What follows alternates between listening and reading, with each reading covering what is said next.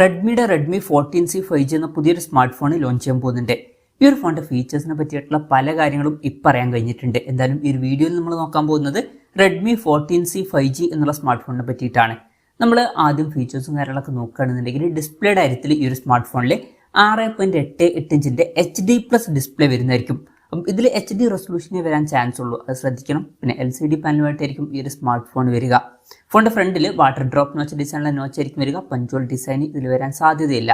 പിന്നെ 120 Hz refresh rate ഇതിൽ support ചെയ്യുന്നതായിരിക്കും. പീക്ക് ബ്രൈറ്റ്നസ് വരിക 600 nits ആയിരിക്കും. അപ്പം അത്യാവശ്യം ബേസിക് ആയിട്ടുള്ള ഡിസ്പ്ലേ ഫീച്ചേഴ്സ് ഒക്കെ തന്നെയായിരിക്കും ഇതിൽ വരിക. HD റെസൊല്യൂഷനും വാട്ടർ ഡ്രോപ്പ് നോച്ച് ഡിസൈനിലെ നോച്ചൊക്കെ ആയിരിക്കും വരിക. പക്ഷേ 120 Hz റിഫ്രഷ് റേറ്റ് സപ്പോർട്ട് ചെയ്യും. അപ്പം 13C 5G എന്ന ഫോണിന്റെ കാര്യം കൺസിഡർ ചെയ്യുകയാണെന്നുണ്ടെങ്കിൽ അതിൽ ഏകദേശം ഇതിനടുത്ത് വരുന്ന ഡിസ്പ്ലേ ഫീച്ചേഴ്സ് തന്നെയാണ് വരുന്നത്. പക്ഷേ 90 Hz റിഫ്രഷ് റേറ്റേ ഉള്ളൂ. അപ്പോൾ 120 Hz റിഫ്രഷ് റേറ്റ് എന്നുള്ളത് ഒരു അപ്ഗ്രേഡ് തന്നെയായിരിക്കും. പിന്നെ സൈഡ് മൗണ്ടഡ് ഫിംഗർ പ്രിന്റ് സെൻസറും കാര്യങ്ങളൊക്കെ ഇതിൽ വരുന്നതായിരിക്കും. ഫോണിന്റെ വെയിറ്റ് വരിക 205.3 ഗ്രാം ആയിരിക്കും. തിക്നെസ് വരിക 8.22 mm ആയിരിക്കും. ഇനി പ്രോസസ്സറിന്റെ കാര്യത്തിലോട്ട് വരികയാണെന്നുണ്ടെങ്കിൽ സ്നാപ്ഡ്രാഗൺ 4 Gen 2 എന്ന പ്രോസസ്സറുമായിട്ടായിരിക്കും ഈ ഒരു സ്മാർട്ട് ഫോൺ വരിക. ഇത് അത്യാവശ്യം തിരക്കേടില്ലാത്ത ബേസിക് ആയിട്ടുള്ള ഒരു 5G പ്രോസസ്സറാണ്. അത്യാവശ്യം തിരക്കേടില്ലാത്ത ബേസിക് ആയിട്ടുള്ള പെർഫോമൻസും കാര്യങ്ങളൊക്കെ ഇതിൽ വരേണ്ടതാണ്. പിന്നെ റെഡ്മി 13C 5G എന്ന ഫോണിന്റെ കാര്യം പറയുകയാണെന്നുണ്ടെങ്കിൽ അതിൽ മീഡിയാടെക്കിന്റെ പ്രോസസ്സറാണ് വന്നിട്ടുള്ളത്. ആ ഒരു ഫോണിൽ മീഡിയാടെക് ഡിമെൻസിറ്റി 6100+ എന്ന പ്രോസസ്സറാണ് കൊടുത്തിട്ടുള്ളത്.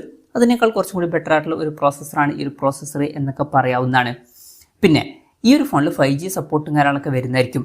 മെമ്മറി എക്സ്പാൻഡ് ചെയ്യണമെന്നുണ്ടെങ്കിൽ മെമ്മറി കാർഡ് സ്ലോട്ടും കാര്യങ്ങളൊക്കെ വരും. പിന്നെ 3.5 mm ഓഡിയോ ജാക്ക് ഇതിൽ വരുന്നതായിരിക്കും. സിംഗിൾ സ്പീക്കർ ആയിരിക്കും ഇതിൽ വരിക. ആൻഡ്രോയിഡ് 14 ബേസ് ആയിട്ടുള്ള ഹൈപ്രോസ് സോഫ്റ്റ്വെയർ ഇതിൽ വരുന്നതായിരിക്കും. ക്യാമറയുടെ കാര്യം പറയുകയാണെന്നുണ്ടെങ്കിൽ ഫോണിന്റെ പിന്നിൽ സിംഗിൾ ക്യാമറ ആയിരിക്കും വരിക. 13 MP ഒരു ക്യാമറ സെൻസർ വരുന്നതായിരിക്കും. ഇപ്പം റെഡ്മി 13C 5Gയിൽ 50 MP മെയിൻ ക്യാമറ സെൻസറൊക്കെ വന്നിട്ടുണ്ടായിരുന്നു. അപ്പം അതിൽ നിന്നൊരു ഡൗൺ ഗ്രേഡ് ആയിരിക്കും ഇത് എന്നൊക്കെ പറയാവുന്നതാണ്. പിന്നെ 5 MP സെൽഫി ക്യാമറയും ഇതിൽ വരുന്നതായിരിക്കും. ഇനി ബാറ്ററിയുടെ കാര്യത്തിലോട്ട് വരികയാണെന്നുണ്ടെങ്കിൽ 5160 mAh ബാറ്ററി ആയിരിക്കും ഇതിൽ വരിക. പഴയ വെർഷനിൽ 5000 mAh ബാറ്ററിയാണ് വന്നിട്ടുള്ളത്. 18 വാട്ടിന്റെ വാസ്റ്റ് ചാർജ് സപ്പോർട്ട് തന്നെയായിരിക്കും ഇതിലും വരിക. Type-C ചാർജിംഗ് പോർട്ടും ഇതിൽ വരുന്നതായിരിക്കും. അപ്പം ഇതൊക്കെയാണ് ഫീച്ചേഴ്സിനെ പറ്റി പറയാനുള്ള കാര്യങ്ങൾ. പിന്നെ പറയേണ്ട ഒരു കാര്യം എന്താ വെച്ചാൽ ഇപ്പം അടുത്ത് ചൈനീസ് മാർക്കറ്റിൽ റെഡ്മി 14R 5G എന്നൊരു സ്മാർട്ട് ഫോൺ ലോഞ്ച് ചെയ്തിട്ടുണ്ടായിരുന്നു. ഈ ഒരു ഫോൺ ആ ഫോണിന്റെ റീബ്രാൻഡഡ് വെർഷൻ ആയിരിക്കുമെന്നാണ് ഇപ്പോഴുള്ള റിപ്പോർട്ടുകൾ പറയുന്നത്.